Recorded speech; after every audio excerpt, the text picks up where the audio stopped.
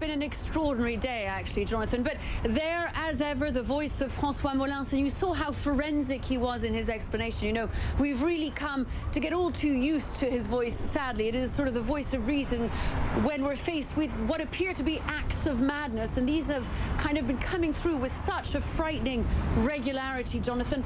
Gone, it seems, are those large-scale coordinated attacks that we saw, like the one on November 13th, 2015, and much more regularly now we're seeing these sorts of lone wolves, as Francois Molins just described, Ziyed Ben Belgacem, and no clear picture really of what it was he was hoping to achieve, other than that clearly having left his house armed and carrying those elements in his backpack, as we've just heard. Clearly he was intending some kind of harm. What was his initial target? Of course, the investigation will reveal that, but that insane series of events that led him to Orly Airport, and that terrifying ordeal that soldier will have been subjected to. It's all you could try and imagine as you listen to Francois Molins give those details.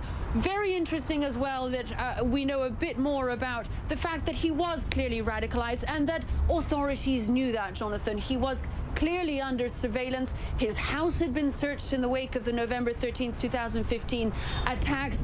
Nothing untoward had been found. That surveillance apparently had been lessened.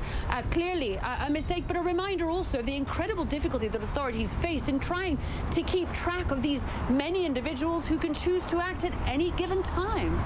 Once again, from the details that we learned from the prosecutor, he seems to fit the stereotype.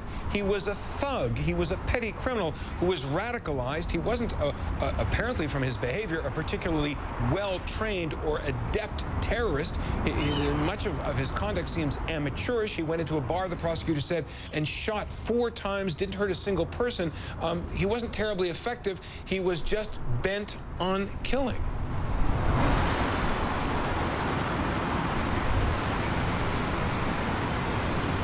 On killing, and not terribly effective, and thankfully that was the case. What's extraordinary is at the end of this 1.5-hour escapade, the only person to have died was the attacker himself, but clearly that was not his intention. He had, in his pronouncements, in his weaponry, obviously intended to cause more harm than he managed to achieve by the end of his escapade, by the time he was killed by the soldiers.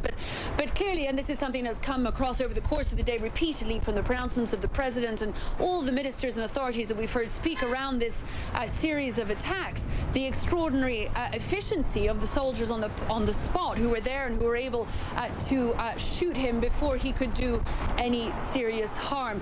Clearly now the question will be to work out who else was involved. Was he in any contact with anyone beyond his immediate family? Was he connected to any terrorist networks? Was he acting on any sort of instruction, or was he simply a slightly unhinged individual inspired by events of the last few years and by what the Islamic State organization's been proclaiming over the course of the last few months, urging those who back it to carry terrorist acts out on their home soil? That is what the investigation has yet to reveal, and we're likely to learn much more about, Jonathan, over the course of the coming days.